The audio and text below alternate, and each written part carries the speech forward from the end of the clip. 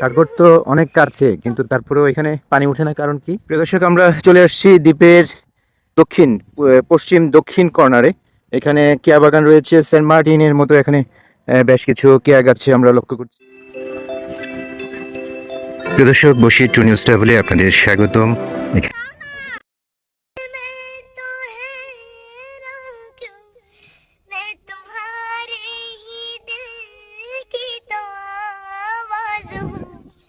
सुन सको तो सुनाओ धड़कनों की ज़बान मैं यहाँ हूँ यहाँ। তারা ভরা আকাশ, কোলাহলহীন অন্য গ্রহ, গভীর সমুদ্রের মাঝে জেগে ওঠা একখণ্ড বালুচর। বলছি সোনাদিয়া দ্বীপ, কক্সবাজার, মহেশখালী। जरा मुस्कुरा दो नहीं। সম্পূর্ণ দ্বীপে ছড়িয়ে ছিটিয়ে আছে ছোট ছোট তাঁবু, যেহেতু এখানে কোনো স্থাপনা করার অনুমতি নেই, যার কারণে এভাবে তাঁবু কিছু রয়েছে। লোকজন তাঁবু গেড়ে সমুদ্রের সৌন্দর্য উপভোগ করছে।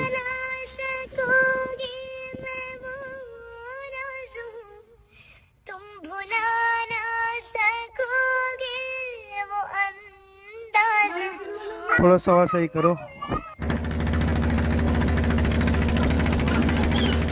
থেকে উঠেই তাড়াহুড়ো করে প্রস্তুত হয়ে নিলাম সোনাদিয়া যাবার উদ্দেশ্যে। সোনাদিয়া দ্বীপে যেতে হলে আপনাকে প্রথমেই খবর নিতে হবে জোয়ার কখন আসে। জোয়ারের উপর নির্ভর করবে আপনার যাতায়াতের সময়টুকু। যেহেতু আমাদের জোয়ার হচ্ছে সকালবেলা, তাই আমরা খুব দ্রুত রওনা দিচ্ছি, কারণ 7টা থেকে 8টার ভিতরে যদি আমরা সোনাদিয়া প্রবেশ করতে না পারি, তাহলে আমাদের জন্য সোনাদিয়া প্রবেশটা অনেক কষ্টের হবে। তো অটো নিয়ে চলে আসলাম কক্সবাজার মহেশখালী ঘাট, যেখান থেকে আমরা যাব মহেশখালী, বাংলাদেশের একমাত্র পার্বত্য দ্বীপ মহেশখালী।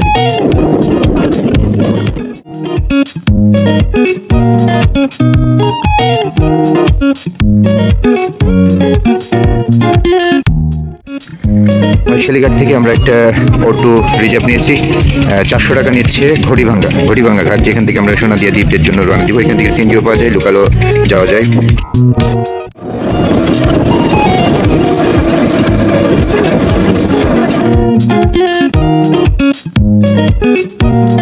সোনাদিয়া দ্বীপে নামার জন্য এখানে এসে নামলাম।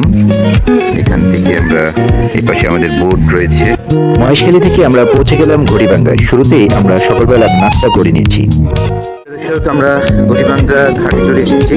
এটা হচ্ছে মহেশখালীর ভিতরে ঘড়িভাঙ্গা ঘাট থেকে আমাদের শিপ দাঁড়িয়ে আছে। শিপ বলতে আমাদের বোট দাঁড়িয়ে আছে। আমরা সেই বোটে চড়ে এখন যাব সোনাদিয়া দ্বীপ। এই ব্রিজটি আসলে নির্মাণ হয়েছিল সোনাদিয়া যাওয়ার জন্য স্থানীয় লোকদের বক্তব্য অনুযায়ী, কিন্তু এটি আসলে ব্রিজটি নষ্ট হয়ে যাওয়ার কারণে ব্রিজের এখন কার্যক্রম নাই।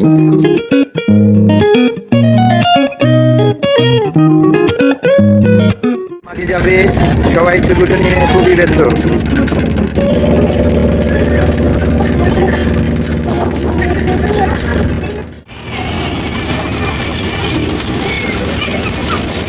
সৌন্দর্য উপভোগ করতে করতে আমরা পৌঁছে গেলাম সোনাদিয়া দ্বীপে।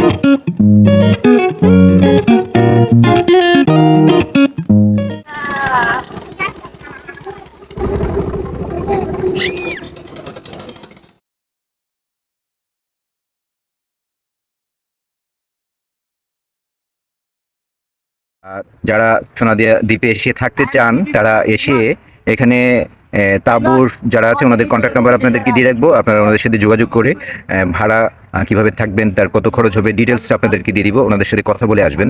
অবশ্যই জোয়ার ভাটা এই বিষয়টাও অবশ্যই মাথায় রাখবেন। ওনাদের সাথে কন্ট্যাক্ট করে যোগাযোগ করে তারপরে আসবেন। সাগর তো অনেক কাছে, কিন্তু তারপরেও এখানে পানি ওঠে না, কারণ কি?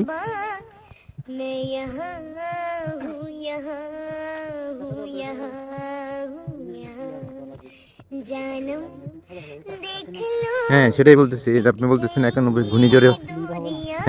ঘূর্ণিঝড়েও যদি এখানে পানি না উঠে, তাহলে আমি তো এই সাগরের এই অংশটা ঠিক বুঝতে পারলাম না।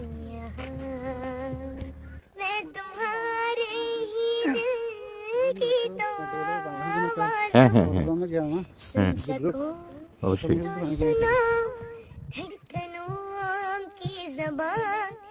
मैं यहाँ हूँ यहाँ हूँ একানব্বইয়ের ঘূর্ণিঝড়েও এই দ্বীপটি পানির নিচে তলিয়ে যায়।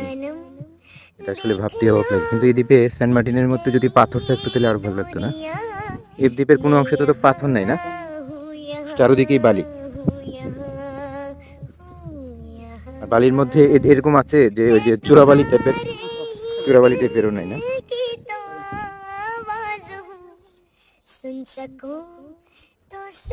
বিশাল। চারিদিকে তো ঝবন। ওরা কোথায়, এরা কি আসতে পারবে নাকি আসতে পারবে না?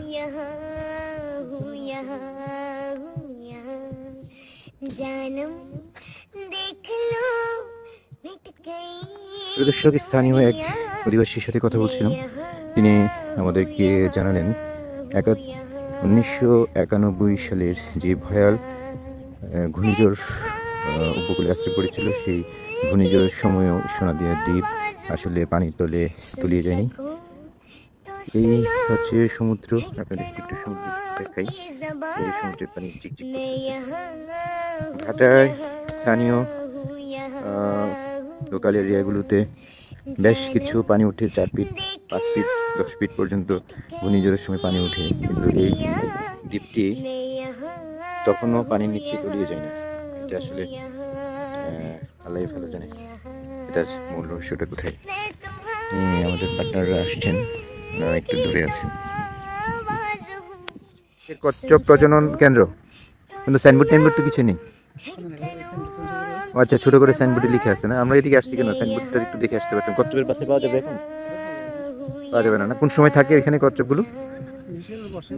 বর্ষাকালে বেশি থাকে। তাহলে বর্ষাকালে আরেকবার আসতে হবে কচ্ছপের বাচ্চা দেখার জন্য। এখানে ব্রিজের পাড়ে যেসব কচ্ছপ আসে, তাদের ডিম, যেসব কচ্ছপ ডিম পাড়ে, তাদের ডিম সংরক্ষণ করে এখানে প্রজননের জন্য সংরক্ষণ করা হয়, এবং যখন ডিম ফুটে বাচ্চা বেরিয়ে আসে তখন ওদেরকে আবার সমুদ্রে নিয়ে ছেড়ে দেওয়া হয়। চলো আমি একটু কচ্ছপ প্রজনন কেন্দ্রটি একটু দেখিয়ে আছি। সোনাদিয়া দ্বীপের কচ্ছপ প্রজনন কেন্দ্র। কচ্ছপ প্রজনন কেন্দ্র কিন্তু এতটা দুর্বল, শুধুমাত্র বেড়া দিয়ে। হ্যাঁ, আছে তো।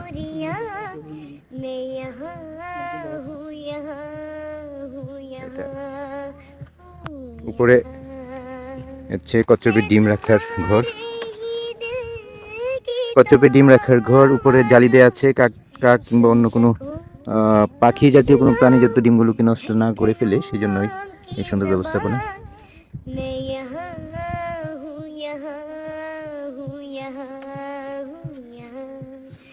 जानम देख लो मिट गई दूरियां, मैं यहाँ हूँ, यहाँ हूँ, यहाँ हूँ, यहाँ मैं तुम्हारे ही दिल की तो आवाज हूँ।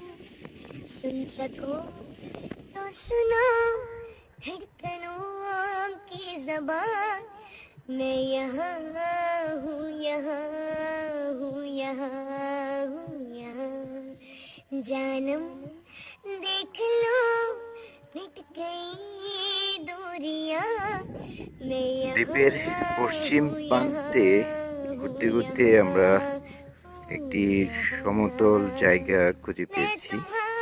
এখানে আরো একটি দুটি রিসোর্ট রয়েছে, ফাঁকে ফাঁকে দু একটা স্থানীয় বাড়িও রয়েছে।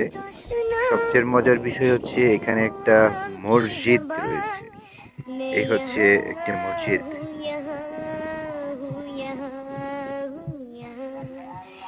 এই হচ্ছে মসজিদ।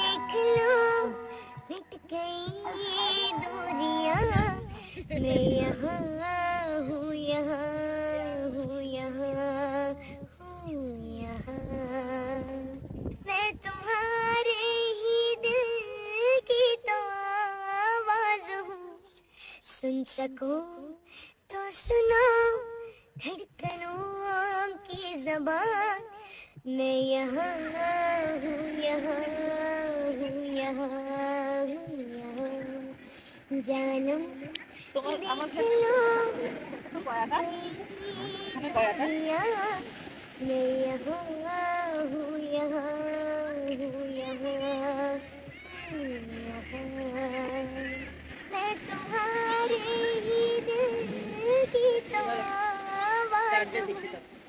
করব? सुन सको तो सुनो আমার এটাতে खिड़कियों की ज़बान আমার এটাতে অনেক আগে একবার ট্রাই मैं করছিলাম, यहाँ হয়নি।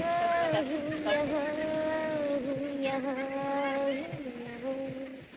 जानम देख लो मिट गई দেখি। दूरियां मैं यहाँ हूँ